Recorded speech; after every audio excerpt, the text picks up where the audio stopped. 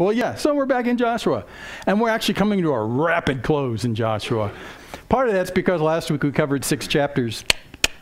We're good. And last week we had them come into the land, settle in the land. Remember, they kind of figured out where everyone was going to live. And it's a really nice process.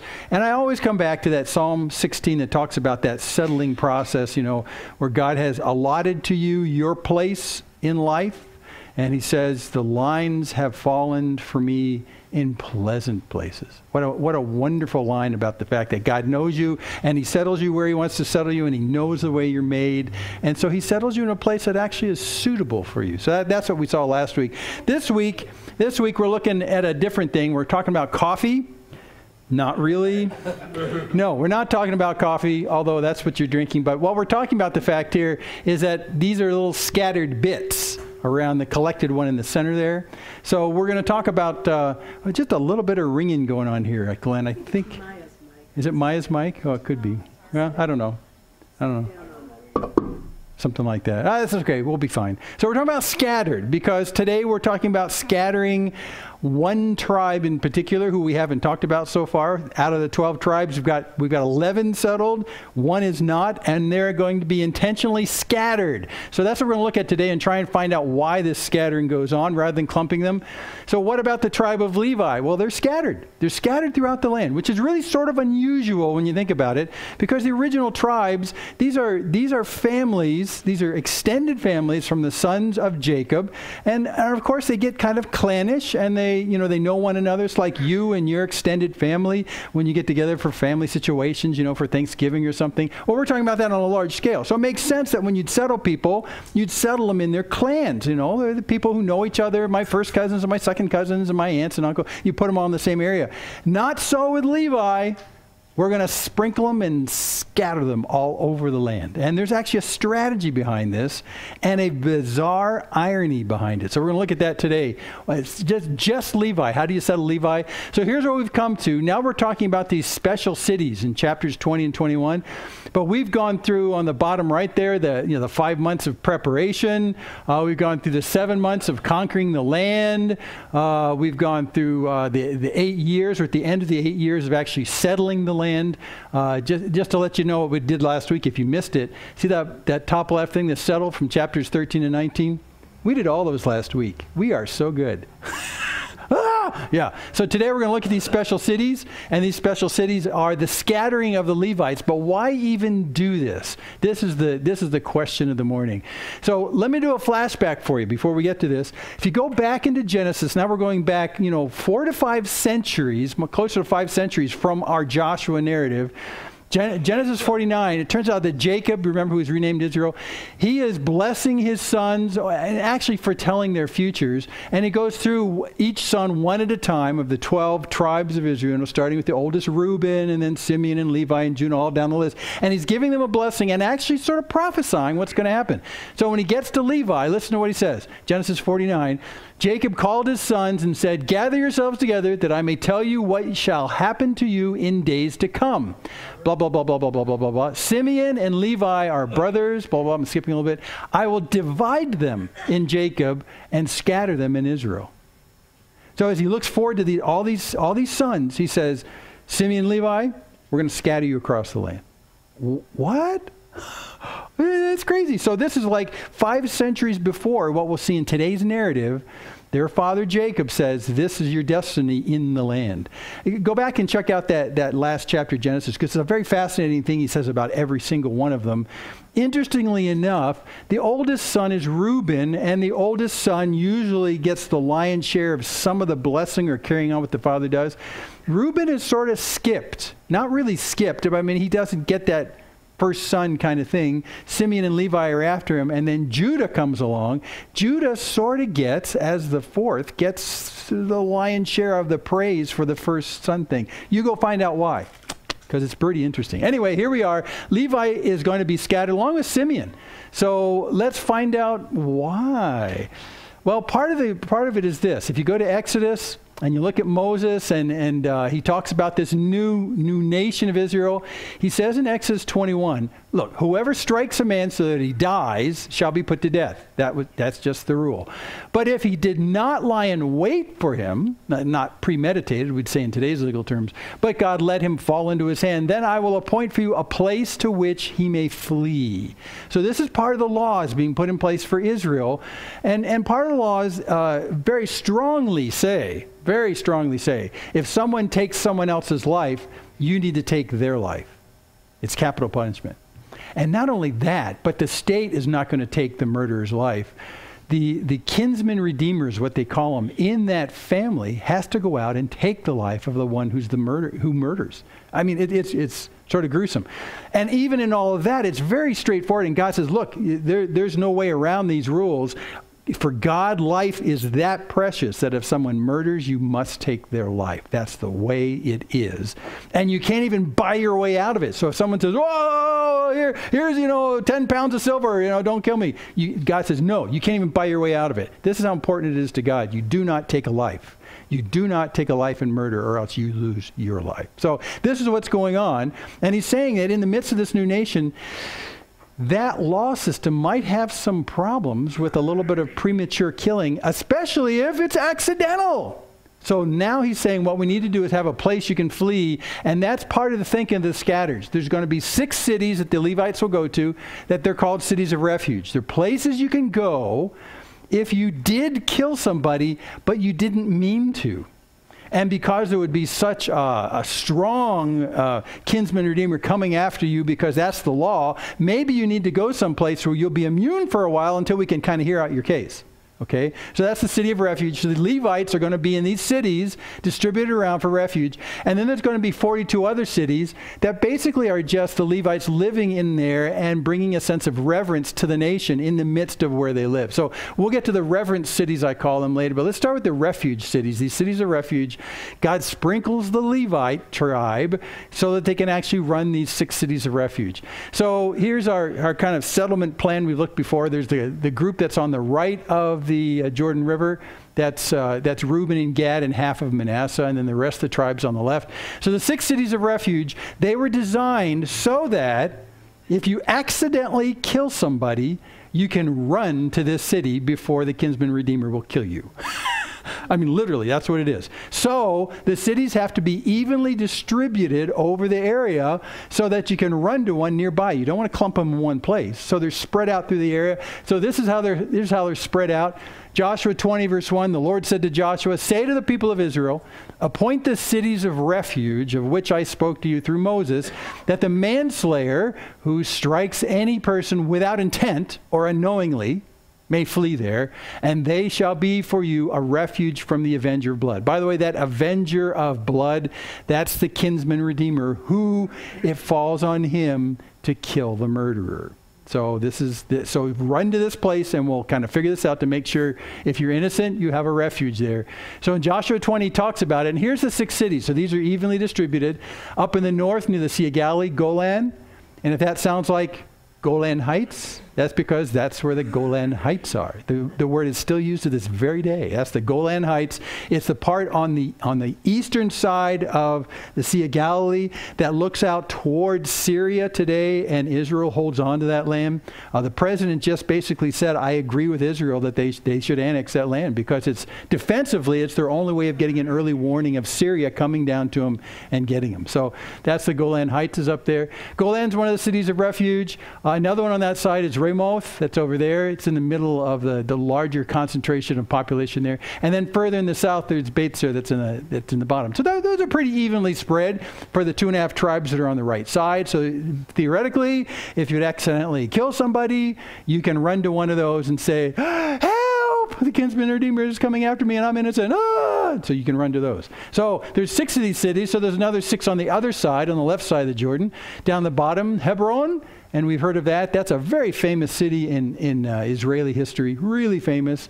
That's where when David becomes king, he's actually crowned king down here in Hebron, and eventually he moves the center of the country to Jerusalem to the north and has to displace the Jebusites in Jebus there. So there's Hebron in the south. There's Shechem, which we're very familiar with. Shechem is that little village that's between the two mountains of Ebal and Gerizim. Remember that? That's Shechem. So they go up to Shechem.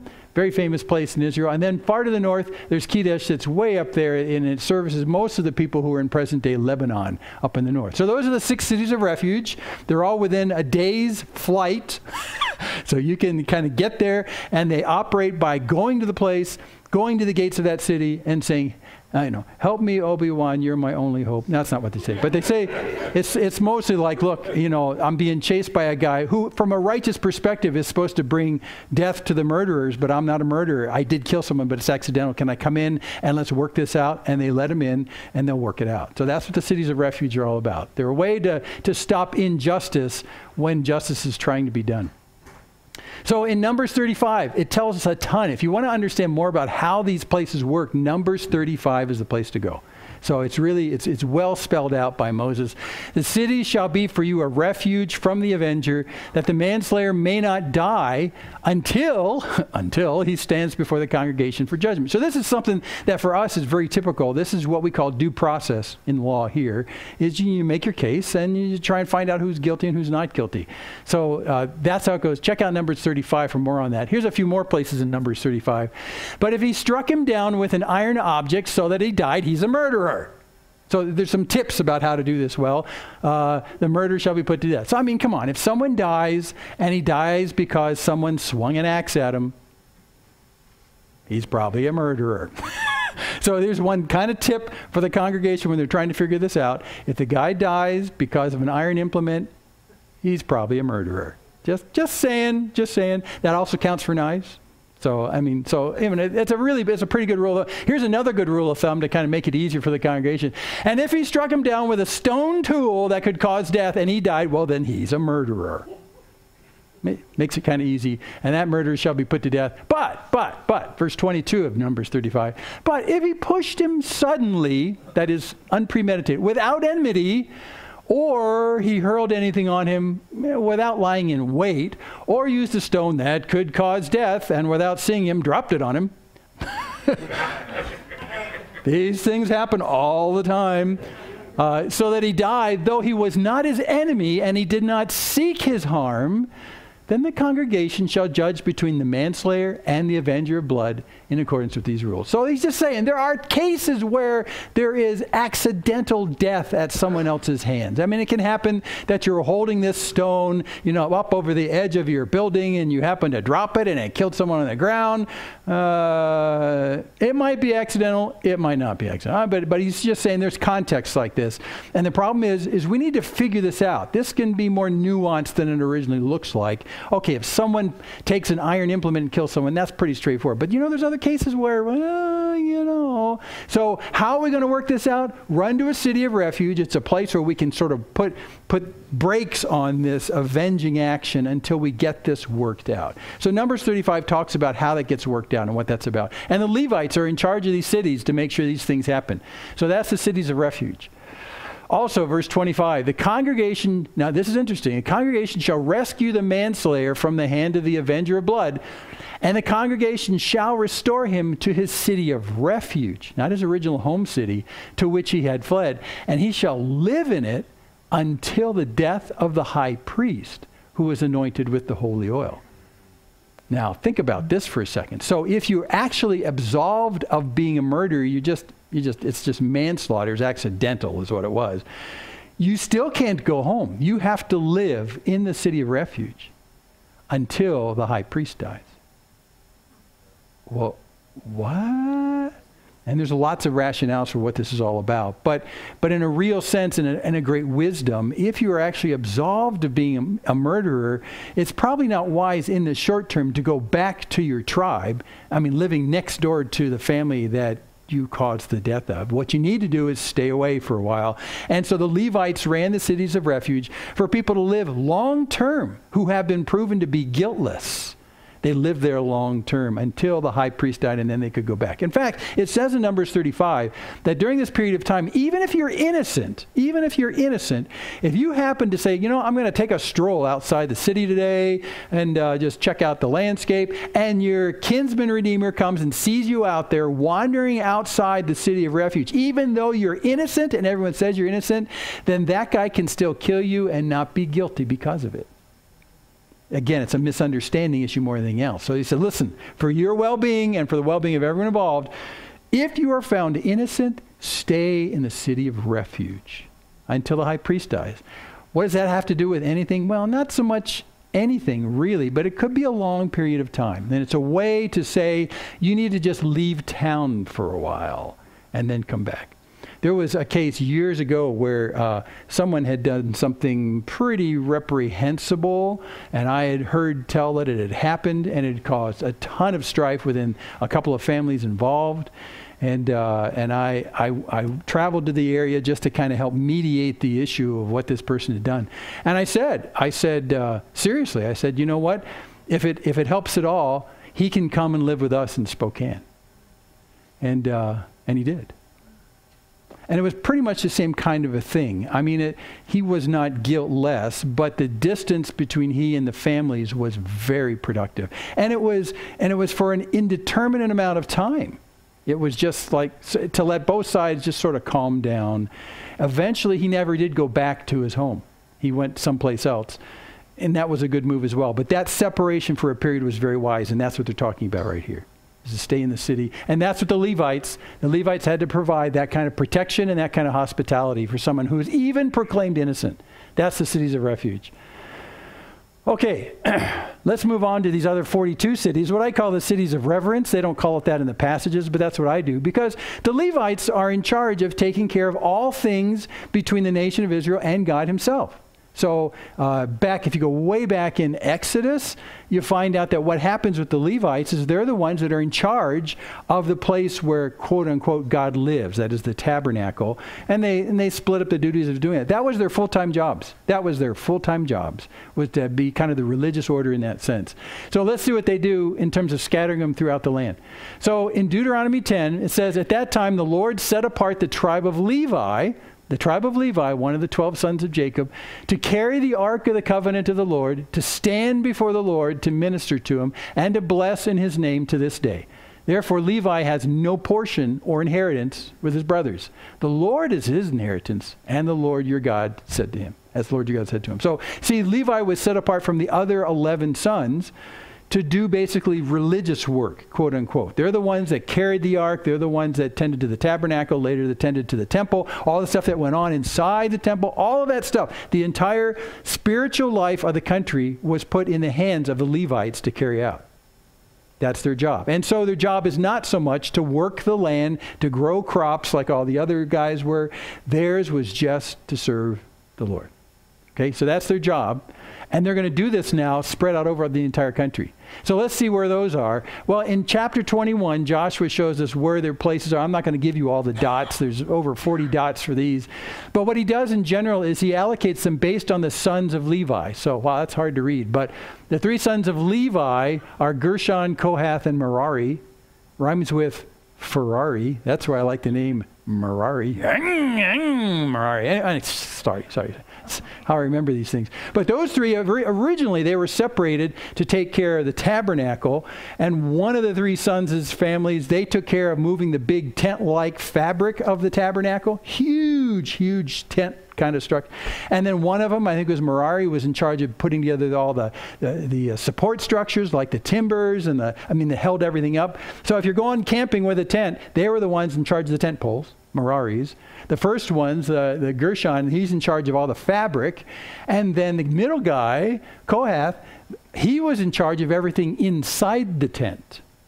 So we're talking about the Ark of the Covenant and the lampstand, the table of showbread, all the stuff inside. And so they were also, the middle guys, took care of actually running the things inside the tent. So this was originally how it was separated. That's what they were supposed to do. That's what they did all through the time that they wandered. So what they did in Joshua 21 is they allocated these cities, again, spread out based on population, based on these sons' descendants, because I mean Gershon now is several generations back from Levi, so I mean forward. So they gave him 13 cities. So you're going to have 13 cities up in the north, and they name out the tribes for us in Joshua 21. And then Kohath, interestingly, they set apart 13 cities first just for the descendants of Aaron. Aaron is a descendant of Kohath. He's in Kohath's line. In fact, this is how he's a descendant. There's Levi, his son Kohath, his son Amram, and then Aaron and Moses. So Aaron is really a grandson of Kohath. So everyone who's descended from Aaron gets 13 cities. So that's actually pretty sizable descendants right there, just Aaron. By the way, remember, Kohath is the one who takes care of the stuff inside the tabernacle. Aaron is the one, the sons of Aaron took care of the stuff inside the temple from that point on as well. So there's 13 down there, and then the rest of the Kohath descendants get 10. So together Kohath gets 23 cities spread out in the middle there. And then finally Merari gets 12 cities, and almost all on the eastern side of the Jordan, although there's a little bit of Zebulun, which is why I have that little wart going off to the left there. I don't know why they put these together like this, but 12 cities there. And so if you total up those cities, you get how many cities? 48. Did you do that ahead of time, Steve? Wow, he's good. So that's 48, but that's not 42. That's 48. Because you take 42, the reverence cities, and 6, the refuge cities, then you get 48. So this is actually all the cities of the Levites, which includes the cities of refuge.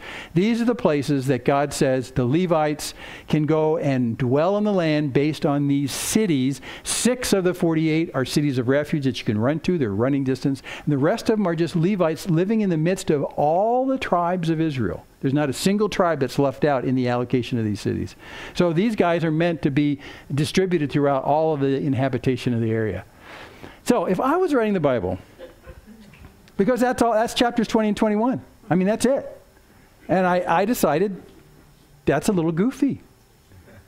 I mean, really, because wait a second. We read back and we saw that back in Exodus, the 3 sons of Levi were given jobs that were relevant to the tabernacle and to later the temple. And so why wouldn't God say to the Levites, okay, when we come into the land, you guys just sort of, well, let's do this. You guys just clump the tribe of Levi around the Ark of the Covenant.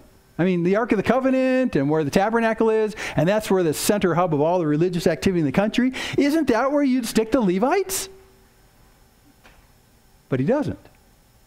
In fact, why scatter them? That's just a very odd thing. If their principal role was to deal with the religious and spiritual aspects of the country and its relationship with God through that, they need to be close to the tabernacle. You don't want to spread them all over the land. That just seems nuts to me. So if I was going to write the Bible as a fictional book, I would clump them around wherever the tabernacle is. The problem is in the narrative right now is we're not exactly sure where the tabernacle is. Well, we're not sure exactly where the Ark of the Covenant is, really. In fact, I looked back and found out the last time that we saw it was back here, way back in chapter 8. Remember when they went to Mount Ebal and Mount Gerizim, and they did the blessings and cursings. They read the law up there, and the Ark was right in the middle. Man, that's the last time we see the Ark in all of Joshua.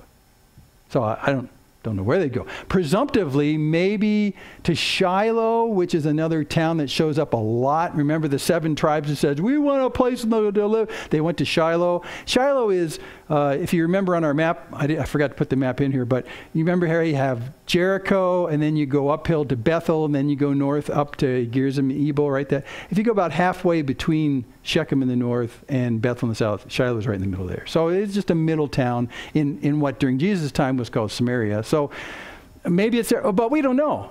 We don't know. And part of the reason we don't know is because God didn't follow my plan to clump the tribe of Levi around the tabernacle and around the ark, because we just don't know where it is. Instead, God says deliberately, I'm going to scatter you amongst the land.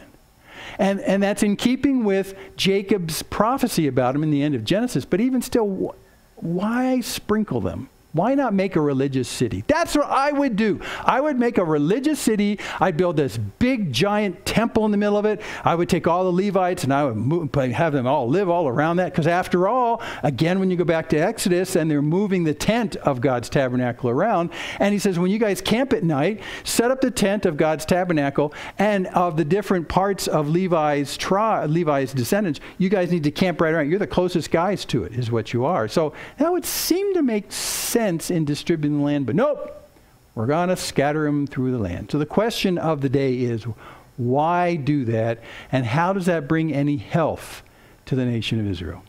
Because you're going to deliberately take the relatives of the sons of Levi and you're going to split them up. That's interesting. Well, I clicked once too many there. So let's take a look here. Scattered in Israel. Let's think about this for a second.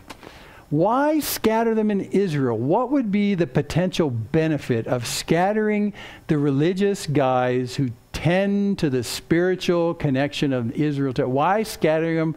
Well, there's a couple places you can come to. In one way, God is saying that he wants to be integrated into normal life and not a part in some kind of religious city someplace. He's basically saying, yes, I'm bringing you in this land, and God says, I'm going to live in your midst.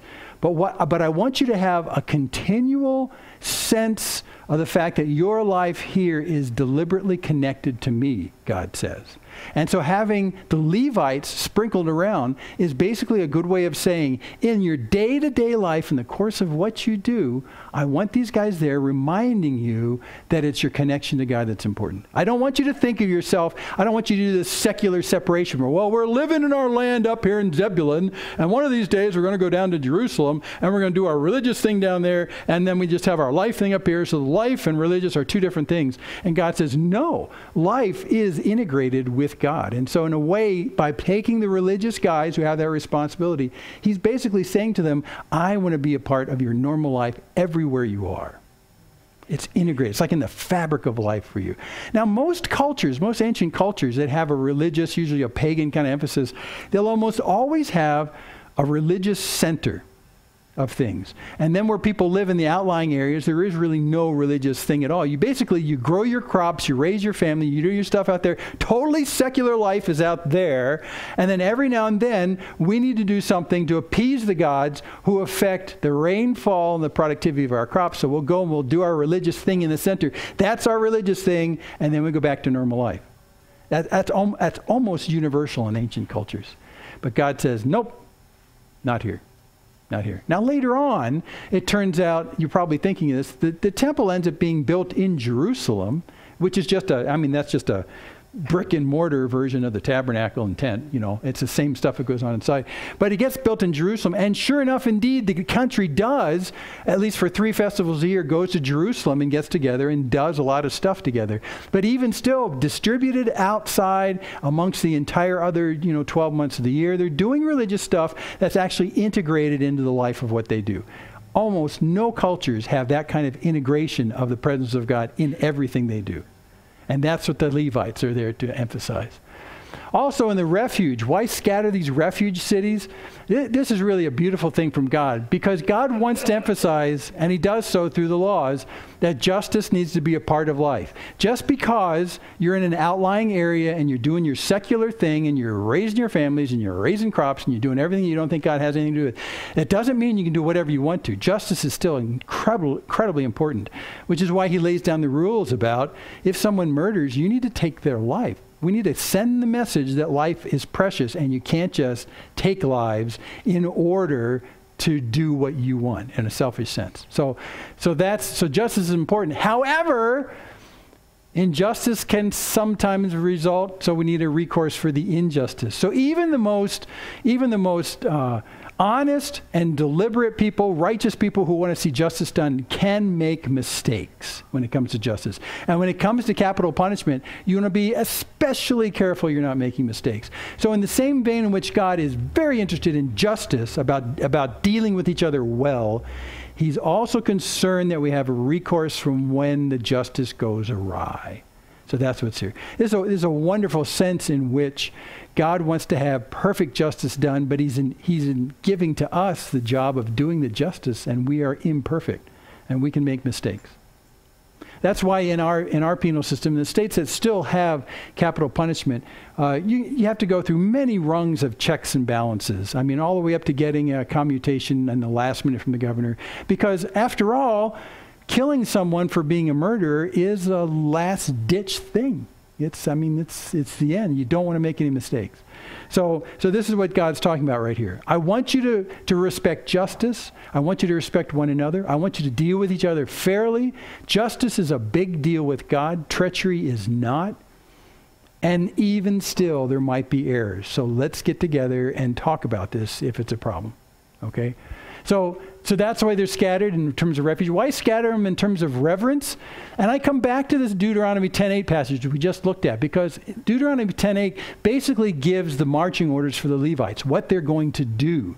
And now they're going to do this throughout the entire country, not just in the one hot spot where the tabernacle is. So this is what they're going to do, even in connection with the tabernacle later, but in a distributed sense. They're going to carry the ark. Now, okay, we understand carrying the ark, but are they going to carry the ark if they live out in the middle of nowhere land?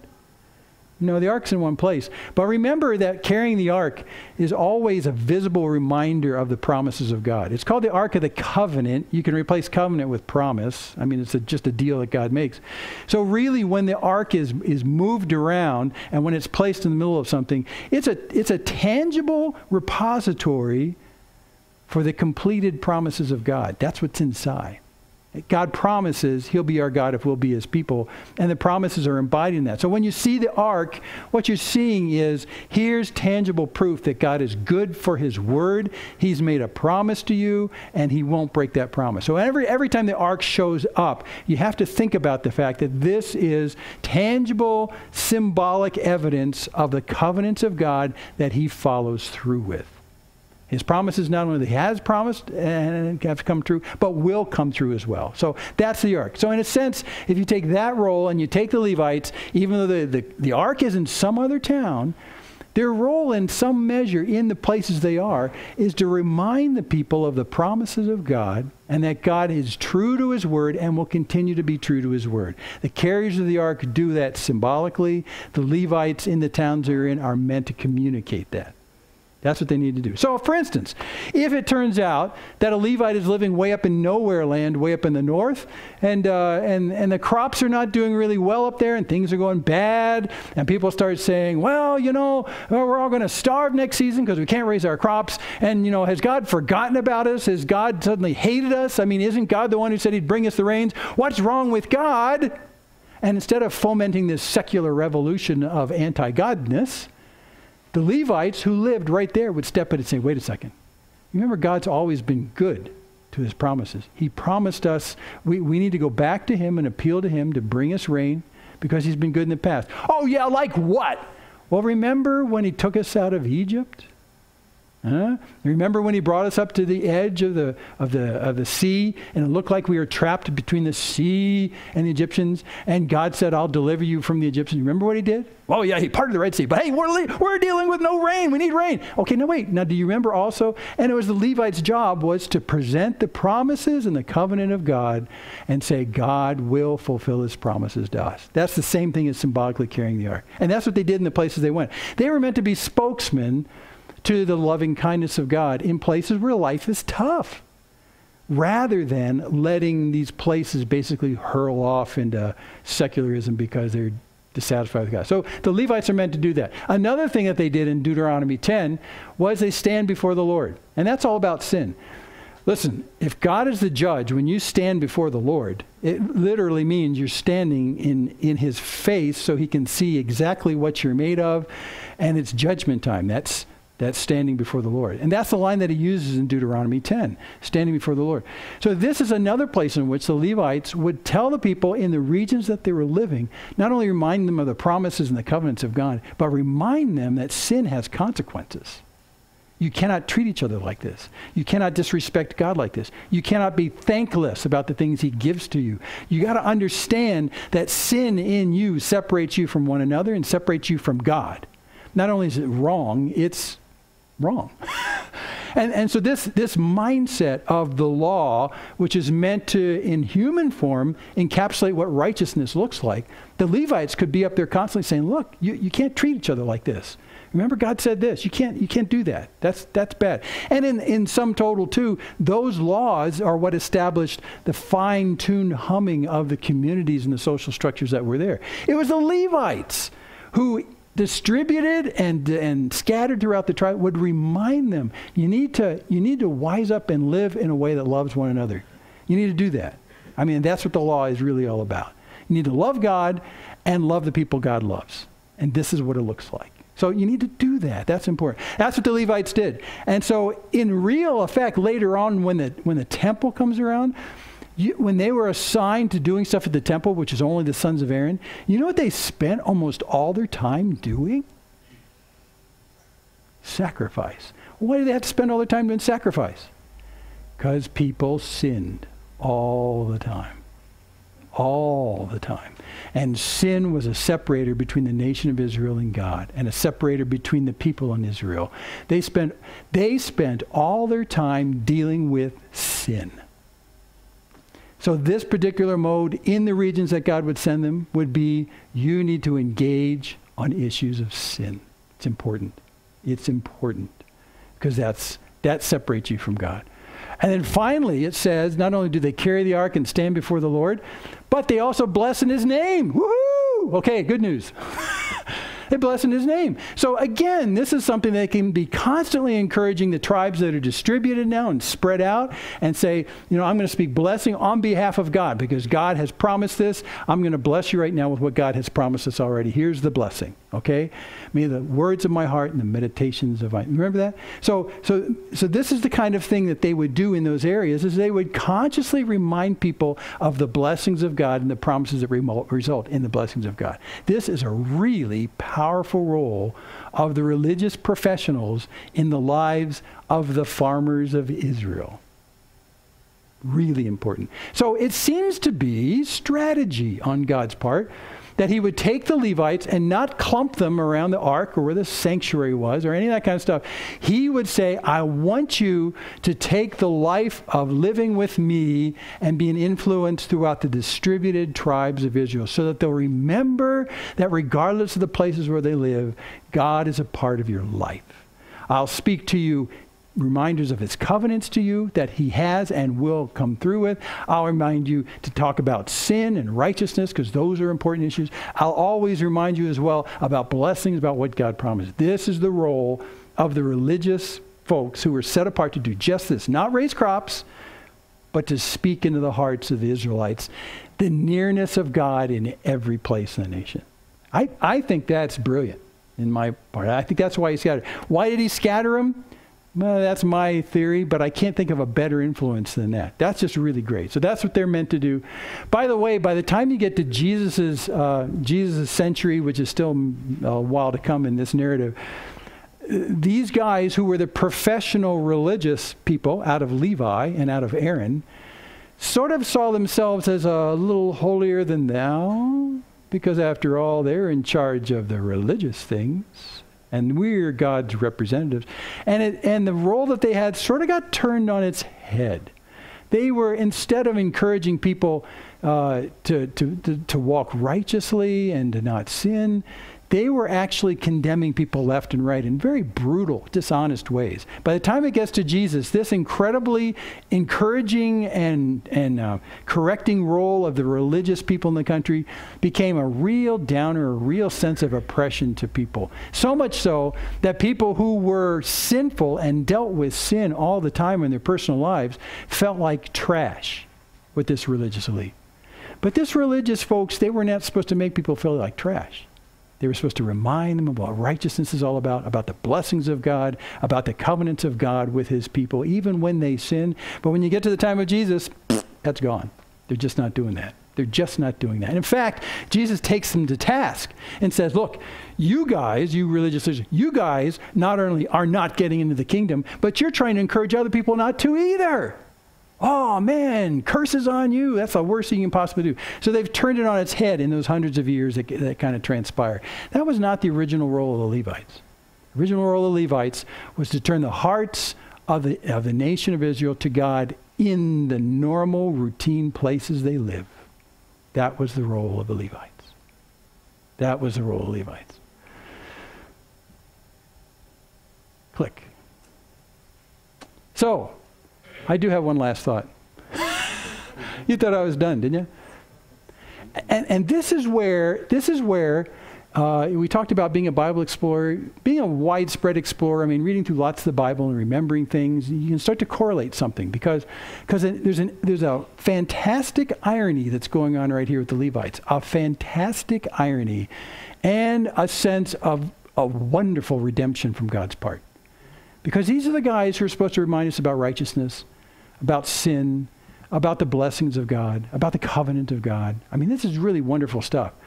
But why did God pick Levi of all the tribes? And this is the irony. So we need some backstory, okay? Because this changes the whole message about this. This is Levi's backstory. If we go way back, we're going to flash back to Genesis 49. Remember I read this for you, but I left some verses out of this. This is again is Jacob foretelling his son's future. Simeon and Levi are brothers. Weapons of violence are their swords. Cursed be their anger, for it is fierce, and their wrath, for it's cruel. I'll divide them in Jacob and scatter them in Israel. So the original reason for scattering them was because they were hotheads. It was because they were violent, dangerous hotheads. What? And you're probably saying, wait, Simeon, did he scatter Simeon? Do you remember where Simeon went? Simeon turned out into this little wart in the middle of Judah. Here's this big area that Judah's in, and Simeon. In a sense, he's scattered. He's sort of a little island in a sense. But the original thinking from Jacob's heart when he's talking about this is that Levi and Simeon are brutal, ruthless, angry killers. Well, let's not turn them into the religious guys. Right? That doesn't make any sense. Let's look more at the story. Maybe you don't know the story. Here's what he's talking about. This is what Jacob's talking about. First off, their sister Dinah is violated by a Hivite. Remember where the Hivites lived? The Hive? Gibeon up in the north? It's those guys. When they're actually much, much larger than Israel at the time, their sister Dinah is violated by a Hivite. It says in Genesis 34, when Shechem, which is not the town, it's a guy's name, Shechem, the son of Hamor, the Hivite, the prince of the land, when he saw her, Dinah, he seized her and lay with her and humiliated her. But his soul was drawn to Dinah, the daughter of Jacob, and he loved the young woman and spoke tenderly to her. But he violated her, okay? This is horrible. This was absolutely horrible. This is rape. It really is rape. But the guy who raped Dinah says, yeah, but I really love her. Yeah, okay. So she's violated. And so what they try to do, the Hivites try to do, is come up with a friendly treaty with Jacob's family. You have to read the whole story to get the context. But Hamor, that's the father of the rapist, he spoke with them saying, the soul of my son Shechem longs for your daughter. It's true love. It's true love. So say, what about we do this? You shall dwell with us, and the land shall be open to you. Dwell and trade in it and get property in it. So the father of the rapist says, but my son really loves your daughter. And I know that our two people shouldn't mix because we're Hivites and you're Jacobites and that's it. So we shouldn't mix. But I'll tell you what, just so that we can make this good love story come about, what do you say there's peace between us Hivites and you, the Jacob and the sons of Jacob? What do you say we kind of get along, and instead of fighting one another, we open our gates to one another, and we trade, and we even trade our daughters to be married by each other's. I mean, this is just talk open and friendly. What do you say? Well, the sons hatch a deadly deception based on their attempt to be friendly. This is what they do. Genesis 34:13. The sons of Jacob answered Shechem and his father Hamor deceitfully because he had defiled their sister Dinah. The sons of Jacob are the brothers of Dinah. Dinah is a daughter of Jacob, and they are just spitting mad. They want blood. They want death. They want to take these guys out. It's a difficult thing to do because at this time, the Hivites are a majority of the population in the area that they're in. Right now, all we have is Jacob and his 12 sons and their families. I mean, we're in that first generation. They're just a small clan of people compared to the Hivites who rule the area. So how are you going to get revenge on a group of people who are the majority in the area who can take you out? If they offer you peace, what do you say we just do peace? Because after all, they can kill us rather than the other way around. So the very clever sons of Jacob come up with a plot based on the Hivites' desire to live peacefully with one another. And they take advantage of that. And this is what happens. This is just sick. They say, well, we can all be friends. This is Jacob's sons. We can be friends if you guys are all circumcised. Sounds religious? Yeah. This is what they say. Genesis 34. This is sneaky. Only on this condition will we agree with you. That is, be friendly with you. Remember, they still hate their guts. That you will become as we are by every male among you being circumcised. What's going on here? I'll show you what's going on here. This is something else. So they all were circumcised. All the Hivites were circumcised. And now the Hivites think that they've done enough to be friends with Jacob's sons, who are spitting nails mad at the fact that their sister Dinah was raped by this prince of the area. But now they think, well, we've been circumcised. We're good, right?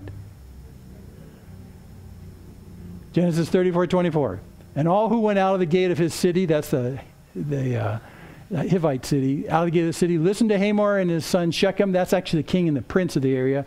And every male was circumcised, all who went out of the gate of the city. So every male that's there, who, goes in and out, they're also, the entire Hivites get circumcised so that the prince of this area, Shechem, can marry Dinah that he previously raped. And they're thinking, we're good now, right? Right? And then two brothers of Dinah take revenge in cold blood. Guess which two brothers do this?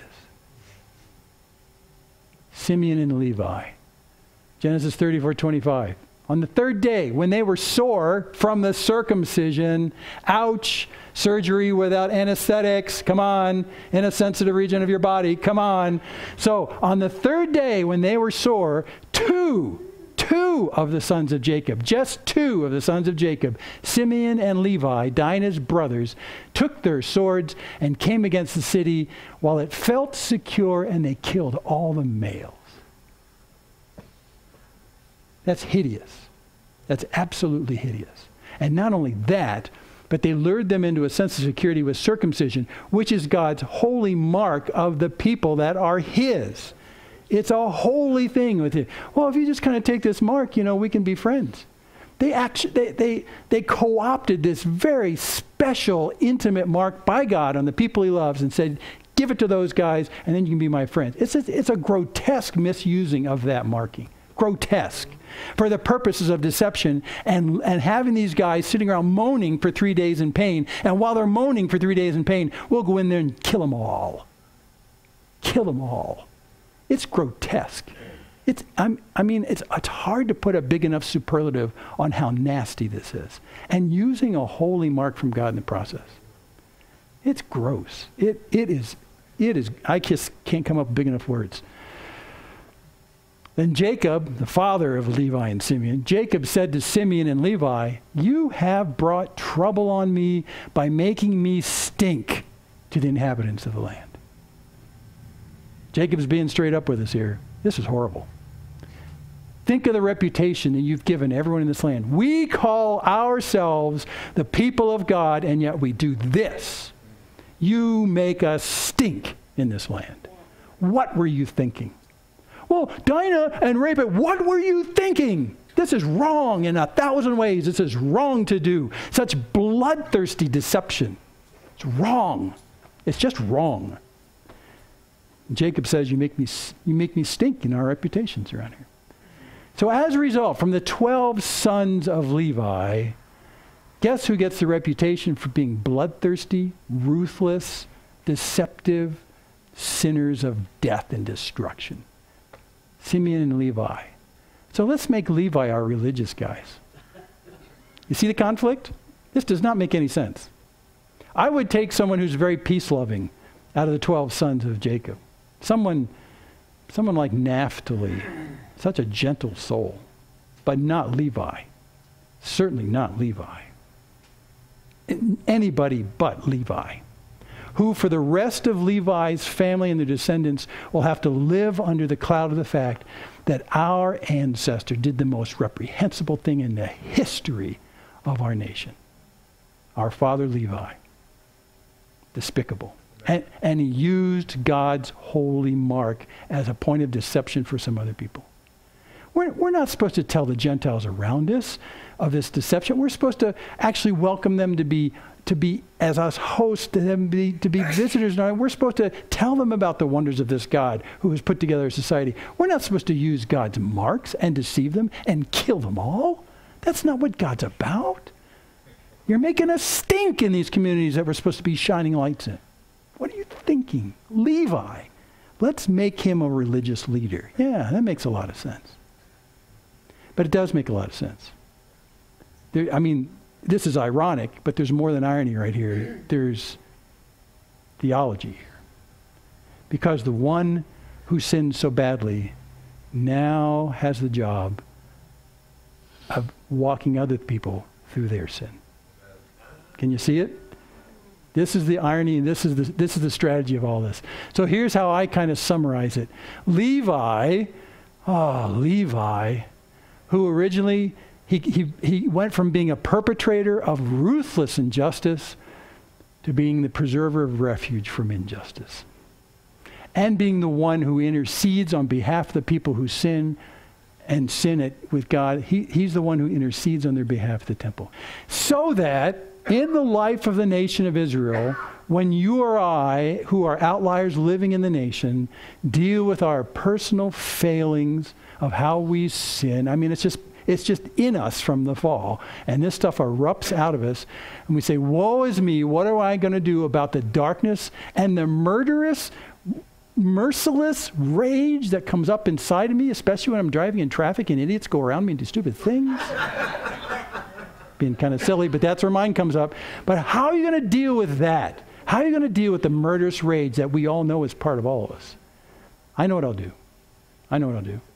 I'll go to a son of Levi, because they've lived with the fact their entire lives that their father Levi did the most despicable, grotesque, ruthless, merciless thing in all of history. And yet God seemed to redeem him and engage him in the process of helping us deal with the sin that erupts in us. There you go. That's why Levi. Not because he's the best in the clan, but actually because he's the worst. He's the worst. And throughout all their lives, the Levites and the sons of Aaron would have to live under not so much the shame, but the knowledge of that their progenitor, their guy, who was the son of Jacob, their guy, did something even worse than our father Jacob. And Jacob was a scallywag of scallywags. He was a liar and a deceiver. And he didn't live any sinless life either. And yet we're going to make a tribe around him. And you take him and you take his worst sons, including Levi, and you make them the center of the process of redemption and restoration and the payment of sin on the behalf of our payment of sacrifice on behalf of our sin. The reminder of sin constantly. It's a perfect choice. It's a perfect choice. And God even today takes us